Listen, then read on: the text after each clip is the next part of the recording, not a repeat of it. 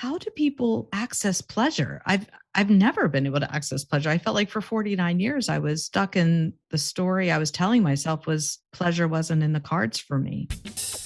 ADHD Rewired, episode 404.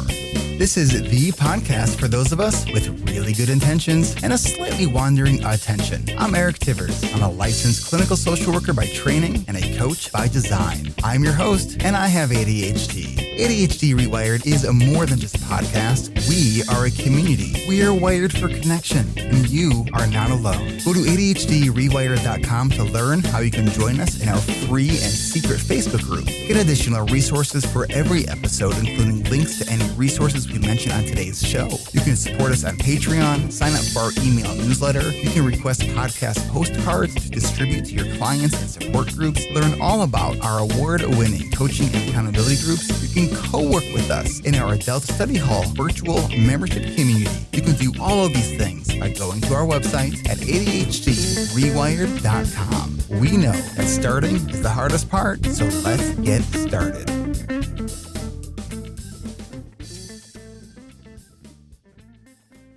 Welcome back to another episode of ADHD Rewired. We are joined today by Pasha Marlowe. And is it Marlowe? Because it has an E. Yes, it does have an E, but you can say it Marlowe. Marlowe. You say it fancy. So we are joined by Pasha Marlowe. And Pasha is a marriage and family therapist, a therapeutic comedy coach, an ADHD coach, a pleasure podcast host, and author. She artfully blends her unique life's experience with her life's work and healing through psychotherapy, embodied emotions, holistic wellness, life coaching, ADHD, CBT, coaching, theater, and comedy. Pasha's podcast, Let Pleasure Be the Measure, is a playground of conversations about the importance of incorporating pleasure, play, and humor into your personal work, home, and sex life. Pasha also published a book this year entitled My Next Husband Will Be a Lesbian, which I have to say is the best book title I think I've ever seen. Thank you. Well, I am really excited to have you on. I just became aware of you from the ADHD conference that you were presenting at. Yeah, I was excited. And then I saw you there and I got all tongue-tied and then I picked on you. Just like teachers say when somebody throws spitballs at you, that means they like you. I'm like, oh, Eric's here. I'm going to try to get on this podcast. So I picked on you for every game. Sorry. It was so fun. It was so fun. So there are so many things that we could be talking about today. And, you know, from your emphasis on play and really bringing humor into just our lives. So let's start with kind of just briefly your journey when you learned you had ADHD and kind of how you got into the space. I was diagnosed at 49. I'm 51 now, so a late in life diagnosis. And I knew about ADHD. I had a lot of ADHD clients in my marriage and family therapy work and my ADHD coaching. And this isn't too uncommon where we're like, what I'm seeing here actually sounds pretty familiar to me. I have a husband who has ADHD and my father, I believe, is autistic, my older son, autistic. So I'm very accustomed to it and yet never actually took the time to go and get diagnosed because I was masking and overfunctioning and, procrastinating all the things before I could even go to make the doctor's appointment. Finally, I did and started medication. And then that year saw how my focus improved. And that's how I was able to accomplish all those things you just said, because I went from feeling quite unfocused to hyper focused on anything that gave me pleasure. And so I had a really great 2020, despite a lot of hardship. Wow. If anyone can come out of 2020 saying it was great, I think they were doing something right. Yeah. I felt like creativity was my ticket out. Playing definitely was the antidote to my loneliness and depression and isolation from COVID. How do you play? Well, I do now enjoy watching comedy. I say sophisticated comedy because I don't like crass comedy, but like Hannah Gadsby and Tig Notaro. I just love comedy that is also activism and that teaches. So I really got into that, the writing and the performing of comedy. And then I play with my child a lot, and I'm sure this will come up, but my now 14-year-old has been chronically ill for several years. And that was part of our grief and struggle even before the COVID came along. And so we kept him alive through play, is the short answer. It's really, we just had to find ways to bring laughter and play into some very terrible hospital visits and treatments. How's he? Can I ask how he's doing now? He's still sick. He's probably in school 25% of the time. And if it wasn't for Xbox and his beanbag, he'd be in bed all the time. But he gets himself onto the beanbag and then into his Xbox. But he's still really suffering. Everyone always asks what it is. And it's chronic Lyme on top of toxic mold, on top of a unfortunate vaccination injury. So it was a trifecta of the things 3 years ago. Do you think that has sort of out of the darkness from there allowed you to really create and almost that need for the light? Yeah. We were at rock bottom. He was suicidal because of his constant pain. And he's my youngest. He's the only one who's still home. And beyond all the things I do for work, I'm mama. That's my most important job. And so it was heartbreaking to watch. And I didn't think I could survive it. So I really, for my sake and his, had to lift our spirits. And I started researching, of all things, trauma. And I ended up researching Viktor Frankl's work about the Holocaust and how people survived the Holocaust. And in that reading, there was quite a bit of work around how people in the Holocaust survived laughing in community. And then he goes on to say how important it is that it was in community. So I really took that to heart. And Jamie and I, my son and I, brought laughter and play into our hospital visits, spread it to doctors and nurses, and then shared it with friends. And then I ended up sharing it with clients. And I saw more improvement in my clients' well-being through the therapeutic comedy work that I do than even the more traditional marriage family therapy work. So it was impactful. What did that feel like to be in a place that I'm sure felt so helpless and challenging, to be able to bring humor into a challenging kind of dark space? It felt like the bravest and craziest thing I've ever done. It was paradoxical. Certainly, to start writing comedy at our time of deepest grief seemed inappropriate to many. And I knew in my soul and in my gut that it was our way out. So it felt brave. It felt like I was challenging the constructs of therapy and wellness and healing by, I feel like, creating a career out of nothing, creating a therapeutic, that's not even a term, therapeutic comedy. Well, it is now because I made it up, but this should be a thing. So I feel really proud of myself, and the fact that my son is still with us and wants to live and is working through the pain using laughter and play is everything. So how do you define then this wonderful term you've made up, therapeutic comedy?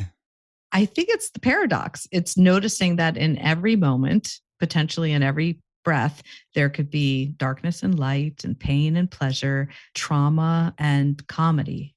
In the comedy world, I say this as if I know a lot about comedy. It's only been 2 years, but there's an equation. This is the only math I do. It's trauma plus time equals comedy. And the idea is to decrease the time spent suffering.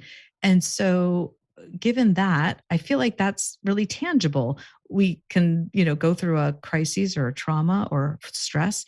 And then if we can witness ourselves with curiosity and say, someday something about this is likely going to be funny. Not right now. There's nothing funny about, a sick kid or potentially even struggling through ADHD. There's nothing funny about it at the moment. But with some perspective and maybe looking at it upside down or sideways, there is humor and laughter around the edges and parameters of almost every situation. Now I've walked people through grief and loss and trauma that I believe it. I've seen the people go through the worst of experiences and come through really brilliantly with a lot of resiliency and perseverance after embracing humor. I know that I definitely have that tendency to like, I go from a place of stress and hard events happening. And Mm-hmm. then when there becomes that compounding effect of like, oh my God, what else is going to happen? I then start to view Yes. all those things as funny because it's just like, I just see the absurdity of like, really? Yes. Like, really? Yes. What else? That's perfect. That's one of the aspects of how to find the humor in something that I teach is the irony or the timing is so bad, or it's like 2020 was like that for a lot of people. Like, Yeah. how much worse could this year get? It was You can, so you can bad. try getting a divorce while going through the pandemic where you're still living with your ex and not yet telling your kid for an entire year because you're trying to figure out what you're supposed to do because of COVID. Like you could do Yeah. that. Yes, exactly. You made it worse. Good job. And so you found the funny in it because, like you said, compounding. But we did this. My son and I play these games. We'll go to a hospital and the decor is terrible. The TV shows they play during like surgery prep, awful. The pediatric centers have like the most dismal paintings. And I'm like, how could this be worse? So my son will say, look, they could put a painting of a graveyard up there. They could, add gasoline to my medication. They could release spiders into my MRIs, like all the things. Like, how could this be worse? And then we laugh. And then there's a bit of strange gratitude for, well, at least we have, safety. At least we have each other. At least we have these warm socks while we're at the MRI. Like we just have to get really scrappy with our pleasure, really scrappy with our gratitude. But it's the only way I know how. It sounds like too that gratitude really is such an important element of being able to find the pleasure or the humor in tragedy and drama or in trauma. Absolutely. Because it's about perspective. Right. And I think there's so many things in life that we actually, we do have a choice to how we interpret and respond to the events that occur in our life. Right. Yes. This idea that we can be experiencing serious pain and not suffer. Yes. If we accept the pain and don't resist it. Yes. That's very Buddhist of you. Yes. There'll always be pain, but there doesn't have to be the suffering, right? We could accept the pain. We could even try to make the pain neutral or not matter as much. We put a lot of weight in our stressors and our pains. And with ADHD, I think what's really brilliant, folks with ADHD have the ability to think creatively, potentially think outside of the box, gain new perspective, see things from a different angle, which in this case is really a beautiful gift. I feel like through creativity is a way to manage our ADHD stress. Let me ask you this. So, sometimes we could see that there are people who use comedy or joking as sort of an ego defense mechanism where, because there is so much value in using humor, where is the line between like, when do you call someone out for like, hey, you're acting the clown, you're kind of avoiding like actually dealing with this thing and actually like recognizing that as a healthy tool? Yes. Well, in therapy, when clients come and they laugh through their traumas, that's sometimes a defense mechanism or a reflex even to the stress. And I think that's actually healthy, like laughing, releasing the stress, moving through the stress cycle in different ways. But then if they're always joking about it and then can't actually have a conversation to show the paradox of the other side, the darkness of it, then that's where I would say that there's an issue. But also in the self-deprecating humor, there's a lot of research for teens in particular, that if they use humor to make it through a stressful time, that's wonderful, unless all of their humor is self-deprecating. And then, what we think becomes our reality, right? And so that actually causes more depression or anxiety. The final thing I'll say is that we don't want to, with our comedy or humor, punch down. That's like a comedy term for, we don't want to make fun of people who are marginalized, make fun of people who can't defend themselves. Like that's never cool. And so there is a balance, and it's hard to define because it's different for each person. Because I know a lot of people who love making fun of themselves, even when it, even with body shame. to an extent. And right? often I'll hear people who will sort of defend their sort of self-deprecating humor. And I'm just like, Yeah. like I get it. Maybe it has served you better than what the alternative response has been for you. So that has maybe become a safer response. Right. But I often think that there's a lot of pain underneath that. Absolutely. I think there's pain under all the comedy. I mean, if you look at any of the great comics, they're coming from a place of deep trauma and grief usually. But I think that you're right. I think that if it's always present and you can't get to the other side, then that's certainly a problem. I agree. I want to talk about your podcast a bit, but what I want to do first is take a quick break. So we will be right back. The next season of ADHD Rewired's coaching and accountability groups starts in January 2022, and our next registration event is on Thursday, December 2nd. So if you really want to join ADHD Rewired this January for our coaching and accountability groups, go get signed up on our interest list now at coachingrewired.com. After our first two events, we are filling up quickly, so don't wait. Head on over to coachingrewired.com to add your name to our winter interest list so you can join us for our next registration event on Thursday, December 2nd at 1:30 p.m. Central. At ADHD Rewired, our coaching goes beyond our intensive 10-week program. We have a whole coaching community just for our alumni with a number of coaching and peer support sessions each week. At ADHD Rewired, we do growth through community. I really am so proud of all of our members who've gone through our coaching groups. There really is something about the power of community that drives us, motivates us, and helps us thrive. Life with ADHD does present its challenges, but that doesn't mean you have to face those challenges alone. If this sounds like the community where you want to begin the next chapter of your ADHD journey, then join us. Click on the big yellow button at the top of the page when you go to coachingrewired.com to add your name to our winter interest list. Once you get your name added, you'll receive an email with instructions of what we'll need from you before you receive your invitation to our next registration event on Thursday, December 2nd at 11:30 a.m. Pacific, 2:30 p.m. Eastern. But you will need to complete and submit your pre-registration stuff that gets sent to you as soon as you add your name at coachingrewired.com. Yes, registration is by invitation only, and we want to invite you. This is your chance to start the new year by starting with you. Join us for our 27th season of coaching and accountability groups starting on January 7th. Come grow with us. That's coachingrewired.com. We can't wait to meet you.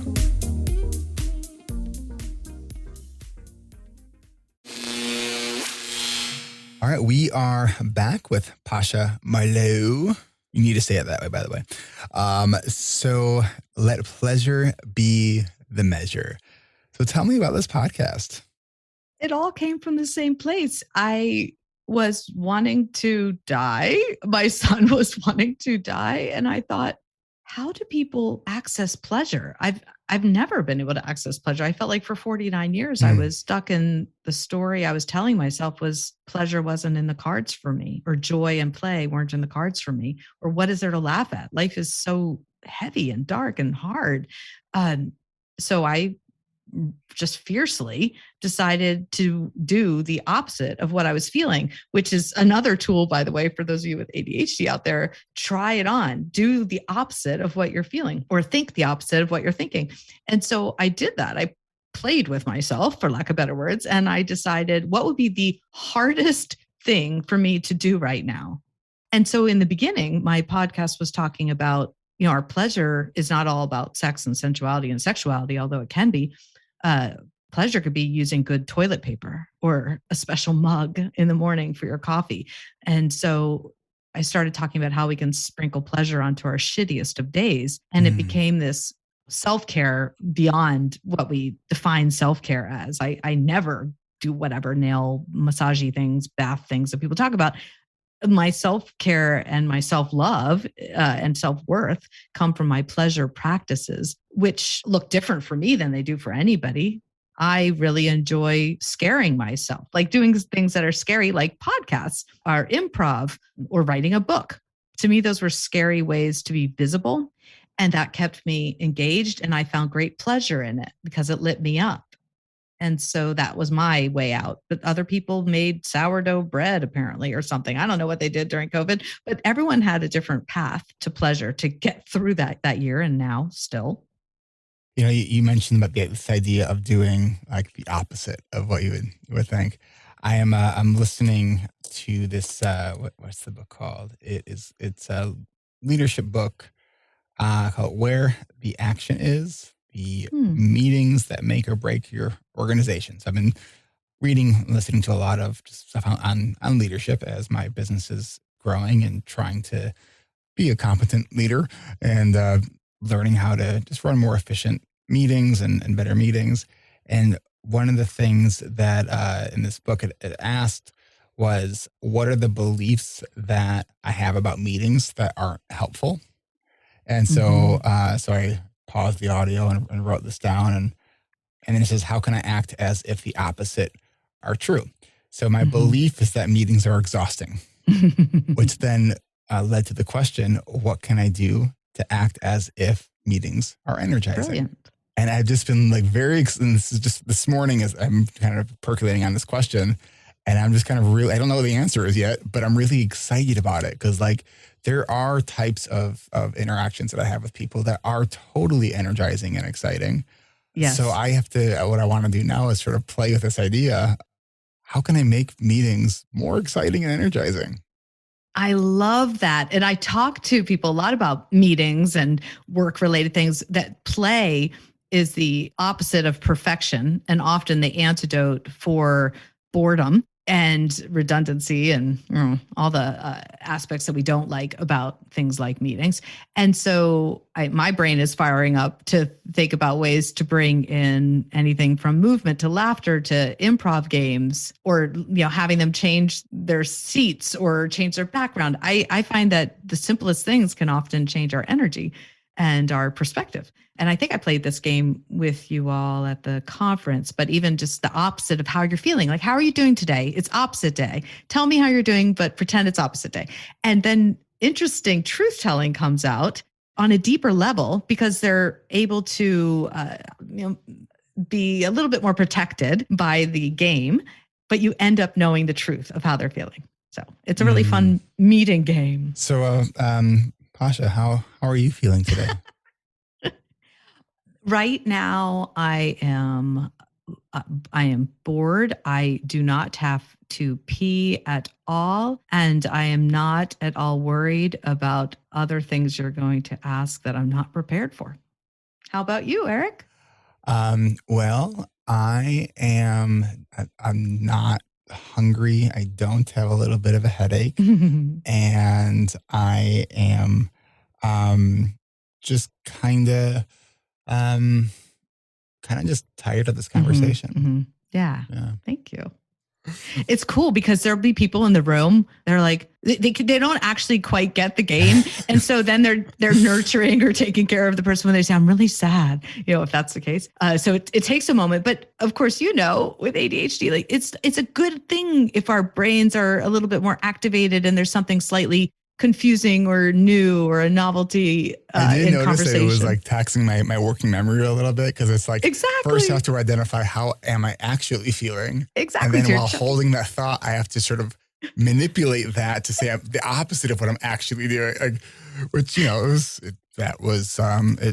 it stretched me a little bit. Yeah. And in those moments, I feel like these are the things that, scare me just enough in a safe way. I feel more alive in those moments. And then that aliveness and tingling and excitement and nervousness energizes me for potentially the next couple hours. I'll be riding a high and then I'll be under the covers crying on the bathroom floor or something. But for the next couple hours, I'm going to be feeling really good. I might take my dog for a walk and do something creative. You said that play is the opposite of perfection.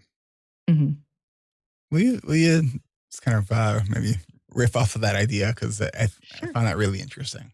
Sure.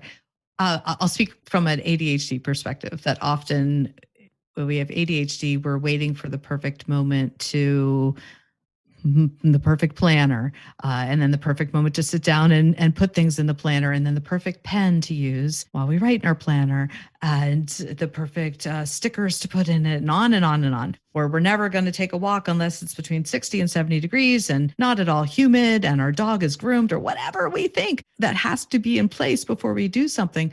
If we can come at it from a sense of play with a little bit less structure and expectations, more curiosity and freedom, then we just jump in a little bit more willingly and learn to laugh at our mess a bit more, and learn to laugh at often the things that cause us a lot of shame. Sometimes I'll look at my very empty planner that's still in plastic wrapping next to me now for the last year. I don't even know what kind of planner it is. It's black and it's wrapped in plastic. It's not going to work for me. I used to hold shame around it, and now I use it to prop up my computer. Like, it's functional. It's not the same function I bought it for, but it's functional. And how many books do I have on my bedstand that I haven't read? You know, that's to me funny. I have envelopes with bills that I should pay, I'm certain, but the envelopes have very important to-do lists on them and grocery lists on them, like written all over them. I don't know what's in the envelope. I could hold a lot of shame around that, but I think it's funny. I think it's funny. So I think it's good to play with ourselves. I know it's a play on words, but in many ways true, to be a little bit kinder to ourselves. Like, give us a little bit more grace. Life is hard. ADHD is hard. Right. What can we do to lighten our load and to bring some play into our relationships? I bring ADHD play into my relationship with my husband who has ADHD. Because if I didn't, I would be furious every single day he walked back in the house for the third time, forgetting one more thing. And our kid is late for school again, because, you know, the phone, the mask, the keys, the wallet, whatever it is.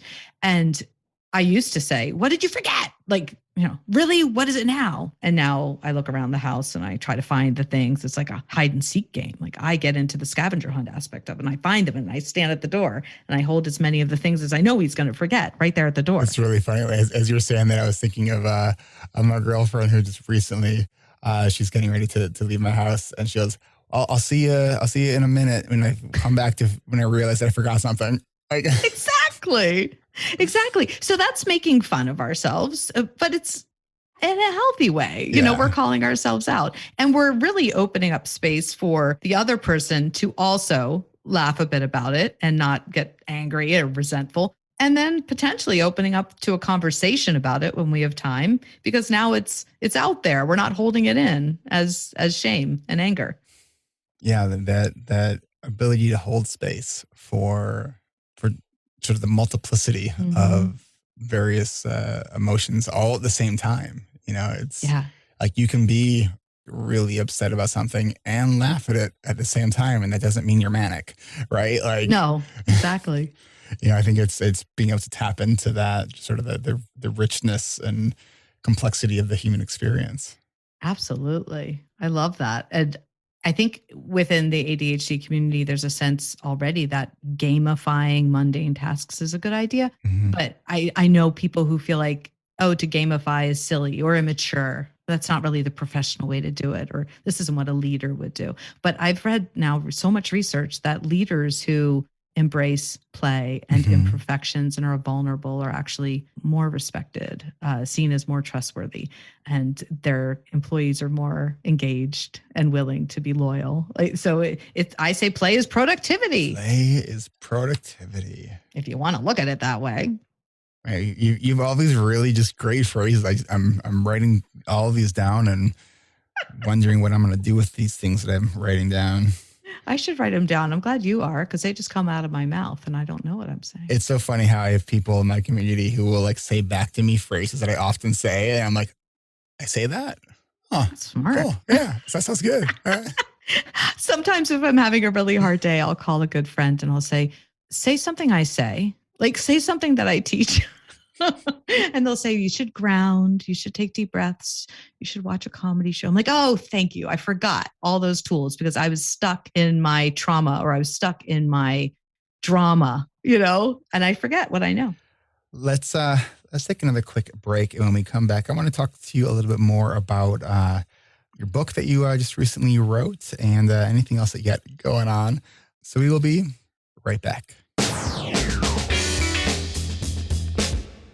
Support for this podcast comes from Adult Study Hall by ADHD Rewired at adultstudyhall.com. It's the ADHD-friendly co-working community for adults with ADHD, just like you and just like me. Last week, I jumped into our Career Accelerator session, one of our Adult Study Hall Plus sessions, or ASH Plus, to talk with some of the members who had so many wins to share. It's amazing what they've accomplished by getting together each week. If that kind of commitment, structure, and community is something you'd love to take part in, we'd love to have you. We have other facilitated sessions too, including a writing session led by my assistant and amazing community manager, Barb McDonough. We have Taskbusters, which helps you battle resistance and procrastination, 2 cleaning and decluttering sessions per week, and a workout session to get your body moving, and more are coming. When you join the Adult Study Hall membership community, you'll gain access to all of that and our 24/7 drop-in room that we call ASH 24/7. It's all free for the first week,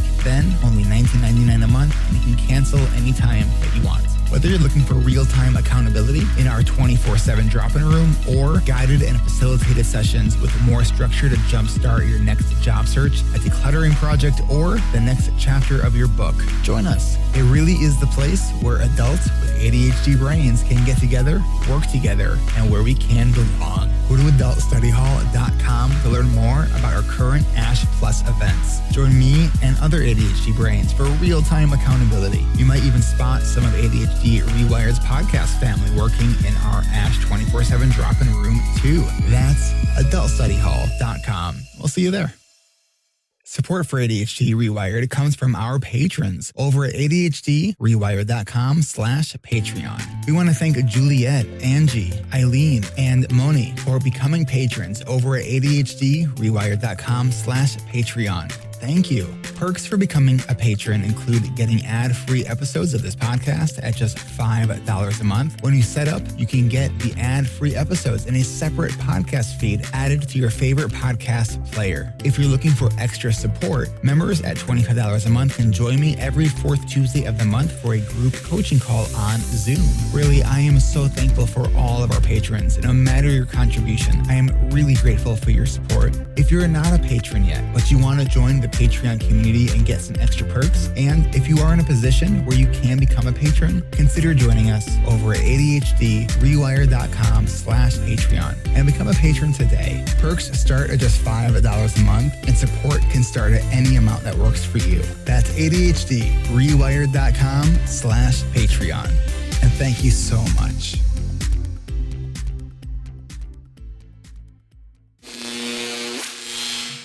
All right, we are back. Pasha. Eric. My next husband will be a lesbian. Tell me really, about mine this book. too. Oh, sorry. Could be. Right. The options are endless. I've identified as bisexual for probably all my life, but came out to myself maybe 10 years ago, came out to my partner probably 2 or 3 years ago. And then I still was noticing that this secret, because I wasn't out to my community, to my children, to my friends, and to my clients, it was stuck in my throat. And I don't know if that makes sense to any of your listeners, but I feel like the secret was making me sick. The secret was partly shame around it, and also just the sense that I would edit and filter myself in some conversations for what I thought was safety or comfort for myself or somebody else in the conversation. And I started to notice chronic sore throats. I started to notice chronic belly aching and back pain. And I believe that we hold emotions in our body. I move through emotions in my work, and I started to practice what I preach. And I started to move through these emotions and really sit with them. And then one day, in an unfiltered moment, in a group, a circle of women right before COVID, we went around the room and talked about our dreams. What are we manifesting? And I said something along the lines of, someday I'm going to write a book and it's called My Next Husband Will Be a Lesbian. And they all laughed. And I was like, I do not even know why I said that out loud. And they didn't know why I said it out loud, but I knew I had to write the book. And I knew that someday I would come out to myself more and to my partner more and to my people more. I started to come out to my friends after saying that because they asked me, why would you choose that title? And then interestingly enough, in the beginning of 2020, with the pandemic, when we were all at home, not able to leave and numb out or go anywhere, I had to sit with my thoughts a lot more than I was used to. And I realized that the secret was part of what was keeping me ill. And so I created a group, an online group, because I couldn't find one. And this is what I do. This is my ADHD brain, my sixth career or whatever path in the last year. So I said, I need a group that's out there for monogamous, sometimes called monogamish, like heard that ethical monogamish people in heterosexual or heteronormative relationships who also identify as bisexual and just want to talk about it. We don't necessarily want to do anything about it. We just want to talk about it because it shouldn't be shame. We should be able to say our truth. And something like 100 women overnight somehow found this group. And now it's grown to almost 200. And every day we have conversations about how we navigate our desires and the complexities of potentially being in a relationship and being bisexual, and the conversations we have with our children and our families. And for some of the people, it turns into a open relationship or polyamorous relationship, ethical, monogamy, non-monogamy, I should say. And for some, they didn't come out and it's in their head as fantasy. And for some, they ended up leaving their current relationship and expanding to different relationships. So anyhow, those women and I wrote stories, and it's together in this compilation book called My Next Husband Will Be a Lesbian, which is my way of saying, I don't want to work within the constructs of what people told me a relationship should look like anymore. I'm on my second marriage, and the cover is actually a very traditional bride in a white gown, as my first one was.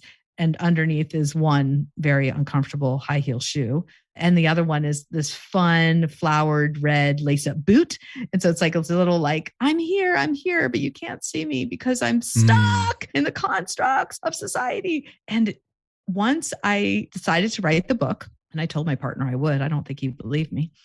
In fact, I don't think he actually believed it was possible that I could finish a project like that because it took a year.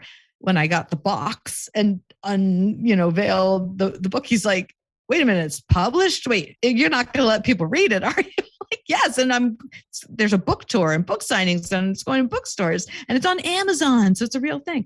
And that changed the dynamics of my relationship quite a bit. And frankly, it changed the dynamics of many of my relationships with family members. And as I admitted to you, I lost people in the process, and I gained at least 200 new friends who also identify as bisexual or just identify as people who are ready to speak their truths and release their shame. And frankly, my most common client, my typical client, is an ADHD woman who identifies as bisexual, who has a strong aversion to loud chewing, like across the board. That is my client. It's Those so are my specific. People. Really specific. I know people are like, you can't niche down that much. I'm like, I just did. That's my client.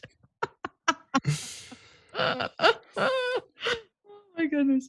And I so appreciate that. Just that, I know we were talking before we hit record, that, and we're not gonna kind of go deeply into this, but I also do identify as bisexual. And so this is the moment that I just came out on the podcast. Something I've been thinking about doing for a while, but I've, over the last 2 years, I've been coming out in my coaching community on Facebook. I came out to my parents, after my divorce, to my grandma, and it's so much more of my identity than, and this idea of needing to masquerade as anything else other than what you are. Like, it's a burden that has a real negative impact. Right. And so I really appreciate what you're doing there. I know that in the LGBT space, that like the B is often the one that is most forgotten about, and there's a lot of like erasure around it, and Yes. and especially with bisexual men, Yes. I mean, it's I had someone that's relatively close to me in my family who had said to me, "Well, Eric, if you like men, that means you're gay." It's like, no, it actually doesn't. Right. Exactly. So Exactly. I'm so happy for you and proud of you and excited because it's just one more step now. It's like it's release. I talk about it like a cork. Now what else is going to come now? Because now you've created space for more expansiveness, for more truth telling. And no doubt in your liberation, you're liberating somebody else to speak their truth. And I think for especially the youth, this is important for us to create safe spaces for the youth to be, so they don't hold it in as long as we did. oh And man, yeah. and it's what's so beautiful that I think you'll find if you haven't already is that the younger somebody is, the more beautifully accepting they are, that it's all about love and desire, and there's not as much of the shame and the constructs tied up in it. So I think it's beautiful. And I feel like in the ADHD community, more often than not, people identify LGBTQ. And you're right, the B is far more invisible. And I think the Q is too. I think the questioning, like we can wonder, we could be curious, we can change, we can adapt, we can expand. And I think it's important to know that that's part of it. That's part of the beauty of life, to stay open and to surround ourselves with people who celebrate our curiosity and expansiveness, which I'm sure all your listeners do already. Because they're all, it's like, what was that show that was on NPR where it's everyone's like above average and good looking, and what was the show? I don't know. I didn't listen. I wasn't above average or good looking enough. Hosted by Garrison Keillor, and then like, it turned out that he was like doing some not so great stuff, and which was really disappointing. The imposter syndrome he must have been feeling to speak as if he wasn't making any mistakes, and behind the scenes doing so. So yeah, I feel like the imposter syndrome, or even rejection sensitivity dysphoria, which is so common with people with ADHD, was taking over my life as a marriage and family therapist, getting divorced and being in another frankly rocky marriage, and feeling like an ADHD coach with ADHD, but didn't know it. Like, who am I? Who am I to be a therapist coach? Who am I to do comedy when my kid is suffering? Who am I to come out as bisexual when I don't have any experience to back up my claim, by the way. I just have a knowing, and that's okay too. That's part of bisexuality, because you could be in a monogamous relationship, identify as bisexual, and never go outside of your current relationship. And that's one of many, many options that at the very, very moment I am choosing for various reasons. My brain was just trying to think of like what would be a fun like headline for a comedy show all based on like bisexuality. Something like, bi but haven't tried. Or I don't know, like I mean, yeah, because there are so many diverse stories just within that, and I think just it's important to normalize. I mean, I looked on the podcast app for different podcasts that specifically speak around bisexuality, and there's not many though. Like it's not out there. There's a bunch much, for general LGBT stuff, but like specifically bisexuality, it is not so much out there. There's a lot of confusion around it, and fear too. The stereotype of bisexuals being either confused or not really certain, which side you on. And I find that the bi invisibility is in my straight community as much as it is in my LGBTQ community. It's harder to navigate. Yeah, so I'm sure I'm going to dive deeper into this on the podcast at some point, beginning of next year.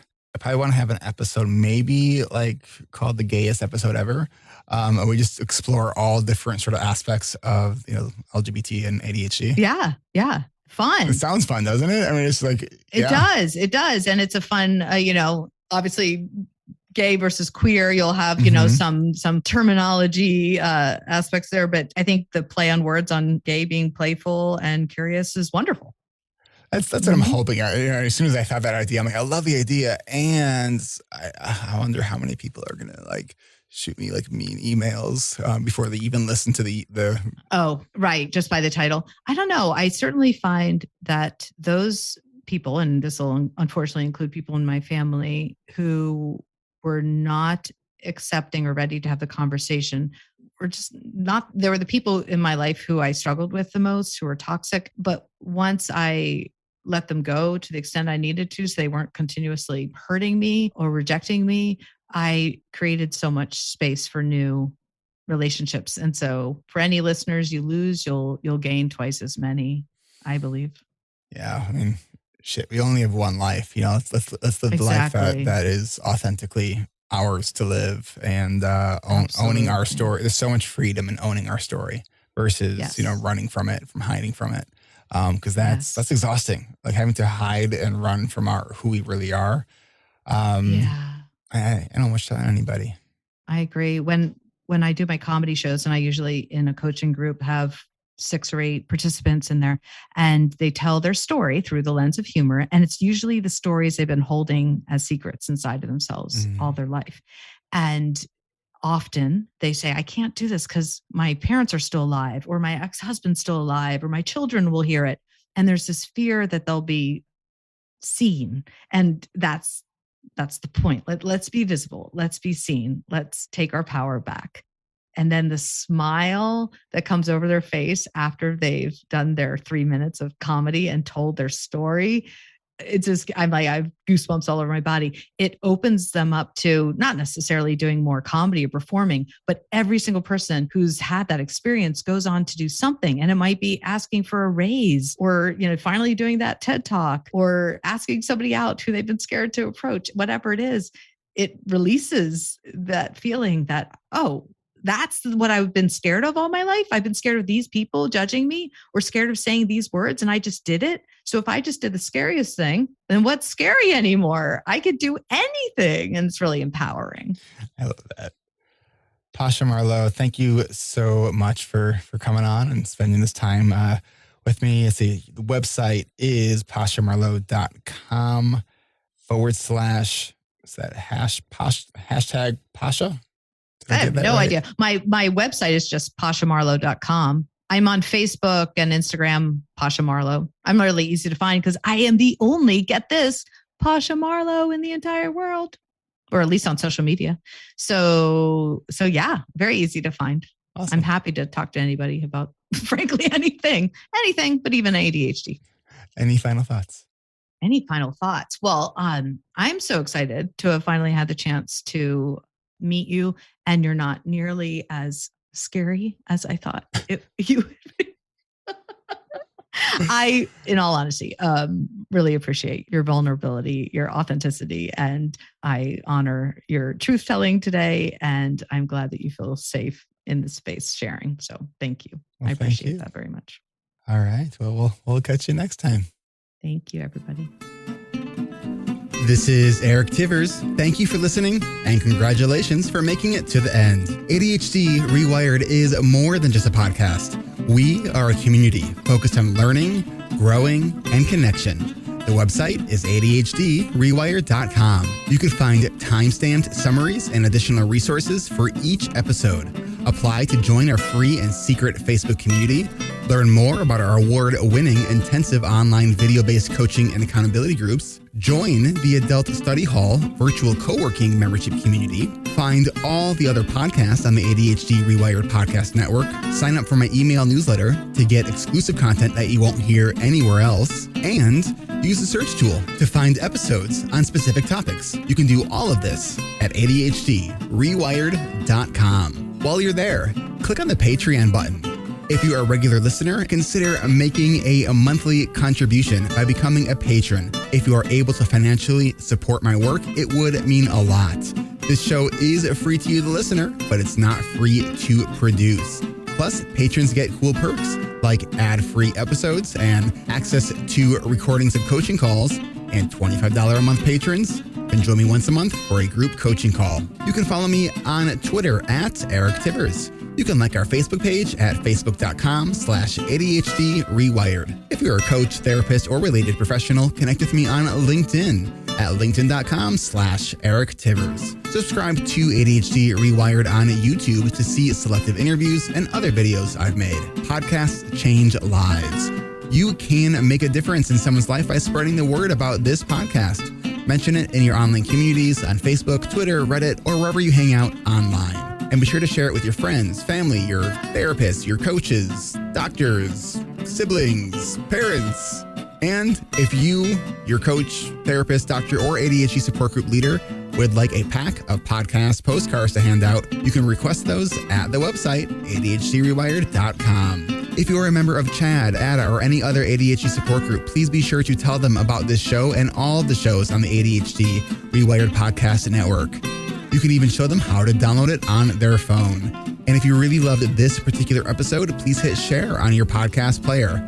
I'm only one person, and I do count on you to help spread this message. One of the biggest things that you can do to support this podcast and help other people discover it is to leave an honest rating and review on Apple Podcasts or any other app that supports reviews. And don't forget to hit subscribe so new episodes are automatically pushed to your favorite podcast app.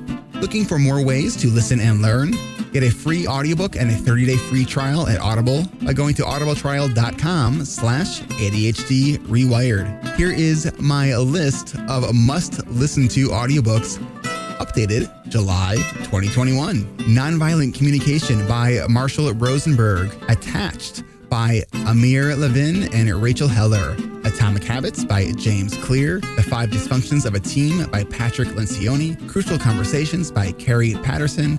The Coaching Habit by Michael Stainer. The Body Keeps Score by Bessel van der Kolk. Rest by Alex Sujong Kim Pang. The 5-Second Rule by Mel Robbins. Make It Stick. The Science of Successful Learning by Peter Brown. The Productivity Project by Chris Bailey. Meditation for Fidgety Skeptics by Dan Harris. Change Your Questions, Change Your Life by Marilee G. Adams. I always recommend to my coaches and admin that they read that book. The One Thing by Gary Keller, a required reading for all of our coaching group members. Procrastinate on Purpose by Rory Baden. The 4 Tendencies by Gretchen Rubin. The Art of Asking by Amanda Palmer. And if you're looking for something a little bit more magical, I have fallen in love with the Harry Potter series, and the narrator, Jim Dale, is amazing. And of course, if you haven't yet boarded the Brene Brown bus, all of her stuff is great, starting with Gifts of Imperfection, Daring Greatly, Rising Strong, and The Power of Vulnerability. And if you're an entrepreneur or leader, be sure to check out her book, Dare to Lead. Do you have something that you would like to share? Click on the podcast tab at ADHD Rewired. Click the button to be a guest at the top of the page and schedule a 15-minute interview. This is Eric Tivers, reminding you to keep learning, growing, and connecting. Self-care is not selfish. No matter what you get done or don't get done, you are still enough. And no matter how hard it feels, we can do hard things. And we don't need to do them in the hardest way possible. Thanks for listening. I'll catch you next week.